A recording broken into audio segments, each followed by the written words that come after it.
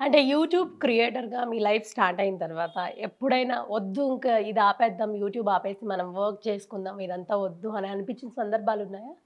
అంటే నేను మొన్నటి వరకు అనుకున్నాను. ఒకసారి అలాగే అనుకున్నాను. హ్మ్. ఏంటి మనం అలా చేస్తున్నాం కదా!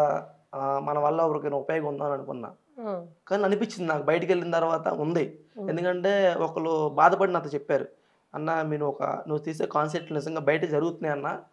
చెప్పుకోలేమన్నా కానీ నువ్వు చేసి చూపిస్తావు" అని చెప్పి అన్నారు. కానీ హ్మ్. ఇక్కడి నుంచి మేమేం చేయాలనుకుంటున్నానంటే, నా యూట్యూబ్ నుంచి, నేను ఇన్‌స్టాగ్రామ్ నుంచి చేసిన ప్రమోషన్‌ల నుంచి హ్మ్. ఒక 40% హ్మ్. లేని వాళ్ళకి ఇద్దామని చూస్తున్నా. హ్మ్. లేని వాళ్ళంటే ఎవరంటే ఇది కెమెరా కోసం చెప్తున్నారా? రియల్‌గా చెప్తున్నారా? రియల్‌గానే కెమెరా గురించి కాదు. ఆ! నేను ఫిక్స్ అయిపోయాం మేము. హ్మ్. ఫిక్స్ అయిపోయి ఎందుకంటే నేను అనుకున్న డబ్బులు నేను సంపాదించుకున్నా. ఇప్పుడు నేను ఒక బండి కొనుక్కోవాలనుకున్నా. కొనుక్కున్నా. ఒక గోల్డ్ కొనుక్కోవాలనుకున్నా. కొనుక్కున్నా. ఒక ఇల్లు కూడా కొనుక్కుందాం అనుకున్నా. కానీ అది ఫ్యూచర్‌లో కొనుక్కోవచ్చు. కానీ నాకు కావాల్సిన టార్గెట్ నాకొచ్చేసింది. హ్మ్. నేను ఒక పేద కుటుంబంలో పుట్టా. నాకు సరిపోయి నాకున్నాయి. హ్మ్. కానీ ఇంకెవరు బాధపడకూడదు. కెమెరా గురించి, సానుభూతి గురించి ఇప్పుడు అలా చేసేవాడినైతే మీ ముందు ఇప్పుడు ఒక రోడ్డు మీద ఎళ్లి ఒక 500 తీసుకెళ్ళి ఇదిగోండి అని చెప్పి ఇచ్చి ఒక వీడియోలు చేసుకునేవాడిని. అవును. అలా కాకుండా వీడియోలయితే పెట్టను నేను. హ్మ్. అది అంటే కొన్ని కొన్ని పెడతాను. హ్మ్. అంటే అంత బిల్డప్ ఉండదు. ఓవర్ యాక్షన్ ఉండదు. హ్మ్. నేనైతే రోజు లేనివాళ్ళు ఇప్పుడు నేను ఎవరికైతే ఇస్తానంటే రోడ్డు మీద ఇప్పుడు చాలామంది ఫుడ్ లేక చాలామంది బాధపడతారు. హ్మ్. అలాంటి వాళ్ళకి నేను చూసుకుందామని హ్మ్. మెయిను. అసలు మామూలుగా చరణ్ మీ డ్రీమ్ ఏంటసలు? ఏమవ్వాలని వచ్చారు? ఏమయ్యారు? నాకంటే నా చిన్నప్పటి కానించి డ్రీమ్ అంటే ఏం లేదు. నా ఫ్యామిలీని బాగా చూసుకోవాలి. హ్మ్. నాతో పాటు ఉన్న వాళ్ళందరూ గూడా బావుండాలి హ్మ్. అని అనుకుంటా అంతే. నా హ్మ్. డ్రీమ్ అంటే ఎక్కడెక్కడికో ఎళ్ళిపోవాలి, ఎదిగిపోవాలి, హీరో అయిపోవాలి, అదైపోవాలి, ఇదైపోవాలి అని నాకు లేదు. హ్మ్. ఉన్నదే చిన్న జీవితం. హ్మ్. అందరితో సంతోషంగా గడిపేయాలి. హ్మ్. ఎప్పుడుంటాం, ఎప్పుడు పోతామో తెలీదు. మెయిన్ అది నా కాన్సెప్ట్ నాదది. డ్రీమ్ అది. సో, ఆ ఆ! డ్రీమ్ ఫుల్‌ఫిల్ అయిందా? హ్యాపీగుంటున్నావా ఇప్పుడు నేను అందరితో? హ్యాపీగానే ఉంటున్నా. హ్మ్. నిజంగా హ్యాపీగానే ఉంటున్నా. నేను హ్యాపీగా లేకపోయినా నా పక్కనున్నోళ్ళు గూడా నన్ను హ్యాపీగా ఉంచుతారు కదా! ఓహో! ఓకే. ఆ! సో, మరి యూట్యూబర్ అవ్వకపోతే ఏమయ్యేవాడివి? యూట్యూబర్ అవ్వకపోతే ఆటో తోలుకునేవాడిని. లేకపోతే డ్రైవింగ్ కరెక్ట్ వచ్చా ఆటో డ్రైవింగ్? ఆటో తోలుతాను. ముందు ఆటోనే తోలేవాడిని. ఆహా! ఓకే. ఆటో తోలుతాను. అన్ని పనులు చేత్తా ఏదైనా. కావాలంటే టాపీ పనుకొని ఎళ్ళిపోతా. ఏ పనుకొని ఎళ్ళిపోతా. హ్మ్. ఆ! నీలో ఉన్న గుడ్ హ్యాబిట్ ఏంటి? బ్యాడ్ హ్యాబిట్ ఏంటి? అది నేను చెప్పుకుంటే అది ఎవరైనా డబ్బా కొట్టినట్టు ఉండిద్ది. ఆ! నా మనసుకి ఏదనిపిస్తే అది చేత్తా. అంతేనా? ఆ! బ్యాడ్ హ్యాబిట్ అంటూ ఏం లేదా? బ్యాడ్ అంటే ఏం లేదు. ఉంటది అంటే ఇంకా కొన్ని కొన్ని ప్రతి ఒక్క మనిషికి మనసులో బ్యాడ్ హ్యాబిట్స్ అని లేకుండా ఎవరు ఉండరు. హ్మ్. మెయిన్. అంతే. చెప్పుకోవడానికి రావది ఏంటి అనేది. ప్రతి ఒక్క మనిషి ఆహ్, మ ప గొప్పగా మంచిగా బతికినా కూడా సమాజాన్ని ఉంచదు ఎక్కువ రోజులు. హ్మ్. అలా అని చెడ్డగా కూడా బతకూడదు. హ్మ్. ఒక వెళ్ళిపోతా ఉండాలంతే. సో, మామూలుగా నేను ఒకటి తెలుసుకున్నా. అంటే పల్లవ్ ప్రశాంత్ మీతో అంతకుముందు మాట్లాడుతూ ఉండేవాడు. పల్లవ్ ప్రశాంత్ క్లోజ్ అని విన్నాను. మరి పల్లవ్ ప్రశాంత్ ఇప్పుడు 'బిగ్ బాస్' విన్నర్ అయ్యాడు. తన హ్మ్. గురించి ఏం చెప్తారు? తను ఒక రైతు బిడ్డగా విన్ అవ్వడం మాకు చాలా సంతోషంగా ఉంది. కానీ అంటే ఇంతకుముందు జనాలతో ఎలా ఉన్నాడో అలాగే ఉండాలి. హ్మ్. అంతేగాని బిల్డప్ చేయకూడదు. హ్మ్. ఇంతకుముందు నాతో బాగా మాట్లాడాడు టిక్ టాక్ ఉన్నప్పుడు. చరణ్ అనేవాడు. నేను మళ్ళొచ్చినా అని అరిసేవాడిని. ఎక్కువ హ్మ్. సేపు మాట్లాడుకునేవాళ్ళం. హ్మ్. అయితే ఇప్పుడు తనింకా సెలబ్రిటీ అయిపోయాడు. జనాలందరూ అతను సెలబ్రిటీ ఎలా అయ్యాడు? అతను అవ్వలేదు. జనాలు చేశారు. హ్మ్. ఎప్పటికి గూడా అదే ఫీలింగ్‌లో ఉండాలి. హ్మ్. ఇప్పుడు చిరంజీవి గారే చెప్తారు. ఆడియన్స్ లేకపోతే నేను లేను. హ్మ్. అవును కదా! అంతే. అంతలాంటి మెగాస్టార్ చిరంజీవి అన్ని సినిమాలు తీసిన ఒక పెద్ద హీరో. ఇప్పుడు ఆయనున్న రేంజ్ వేరు. హ్మ్. ఆయన ఒకటే అంటాడు జనాల్లో. పవన్ కళ్యాణ్ గారు కూడా అదే అంటారు. మీరు లేకపోతే మేము లేము. ఈరోజు మా 5 ఏళ్ళు నోట్లోకెళ్తుందంటే అది మీ వల్లే. మాకు హ్మ్. టాలెంట్ ఉంది. హ్మ్. టాలెంట్ ప్రతి ఒక్కళ్ళలో ఉండిద్ది. టాలెంట్ ఉంటే కాదు. కానీ ఆదరించేవాళ్ళు ఉండాలి కదా! అవును. అని మెయిన్. హ్మ్. నేనసలు యాక్చువల్లీ నేను పవన్ కళ్యాణ్ గారి ఫ్యాన్. అవునా? ఓకే. పిచ్చి నాకు ఓకే. పవన్ కళ్యాణ్ గారంటే నాకు కలిసావా ఎప్పుడైనా మరి? 2 టైమ్స్ కలిసా. అవునా? ఏం మాట్లాడావు? ఒకసారి అదే దీని గురించే మాట్లాడారు. అదే హ్మ్. కష్టాల గురించి చెప్పుకునేది పెట్టారు. అది ఓకే. పెట్టినప్పుడు అలా ఎళ్లి కలిసాను ఆయన్ని. హ్మ్. మాట్లాడాను. ఏం మాట్లాడారు ఆయన మీతో? బాగా మాట్లాడాడు. అవునా? అలా మా నాన్నగారికి ఒక చిన్న ప్రాబ్లమ్ ఉంటే హ్మ్. చాలా బాగా మాట్లాడాడు. హ్మ్. అసలా అది లైవ్ గూడా ఉంది. హుహు. టీవీలో గూడా. చాలా బాగా పలకరించాడు, మాట్లాడాడు. ఒక రెస్పెక్ట్ ఇస్తాడు అవతల వాళ్ళకి. హ్మ్. ఎవరైనా గూడా కాకుండా.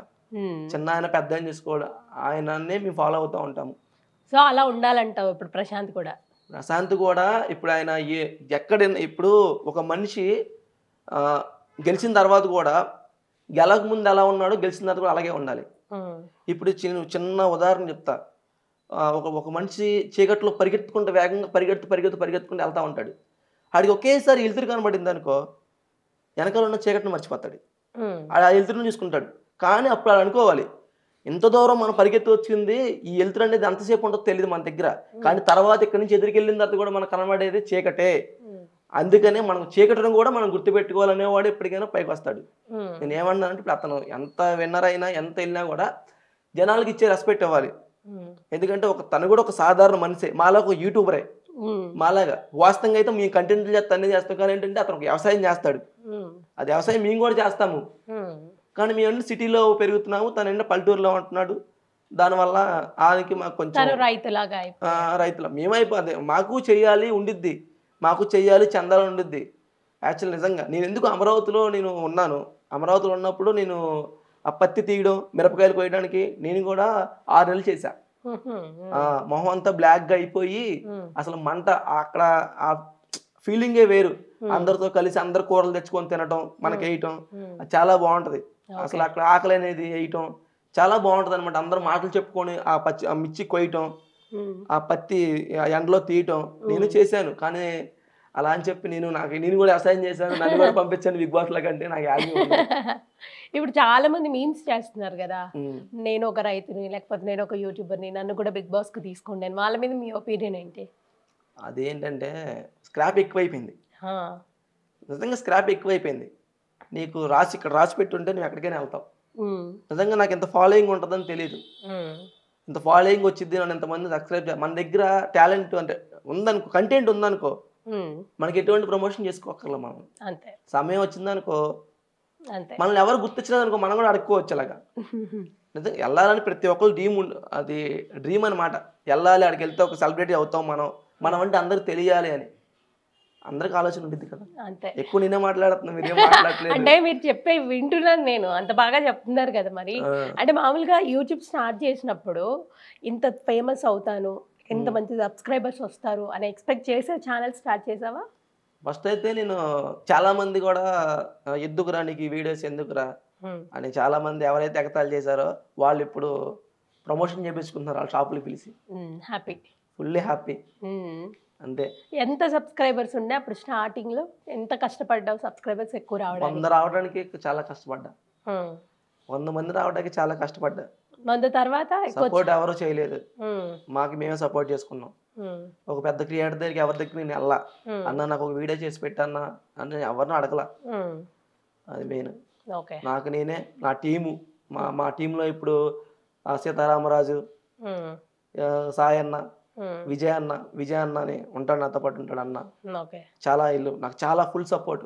చిన్న సాంగ్ మాలేసి భవానీ మాలేసాడు, రవీంద్ర కెమెరా తెస్తాడు, నా దగ్గర ఏమి లేనప్పుడు నా దగ్గరికి వచ్చాడు. తనే ఒక 10 సబ్స్క్రైబ్ కూడా లేరు మన దగ్గర. వచ్చి అప్పటి నుంచి నాతో వీడియోలు తీసి ఈ రోజు వెనకమాల ఉన్నాడు. ఇలా మళ్ళీ సీతారామరాజు కానీ ఇలాగ చాలా మంది ఉన్నారు టీంలో, చాలా మంది ఉన్నారు. అందరి పేర్లు చెప్పుకుంటా పోతే ఇంక ఇంటర్వ్యూ ఎక్కడ అయిపోతుంది. అందరూ ఒక గ్యాంగ్ లాగా, ఒక టీం లాగా ఫామ్ అయ్యి చేసుకుంటూ ఉన్నారు. Hit TV presents like, share, comment. TV వాళ్ళకు కూడా నేను ఒక సర్ప్రైజ్ ఇద్దాం అనుకుంటున్నాను. మీరు మాత్రమే జెస్సీ ఎందుకు అయ్యారు? ఇలాంటి అమ్మాయిలకి పిలవడానికి బాగుంటుంది.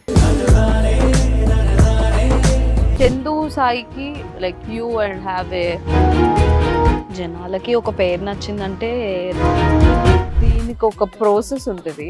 ఎందుకు ప్రాసెస్? డైరెక్ట్‌గా వెళ్ళిపోదాం. ఏదైనా ఒకటి మర్చిపోయినావా నువ్వు? మర్చిపోయినా మేడం. ఏం మర్చిపోయావు? నా గుండె. ఏదో ఆ టైంకి మన సుడి బాగుంటే ఎవరన్నా చూపిస్తే రాయగలం కానీ డోర్ టు డోర్ సేల్స్ చేసేవాళ్ళు. శారీ వస్తుంది, శారీలో వెనకాల కట్టుకుని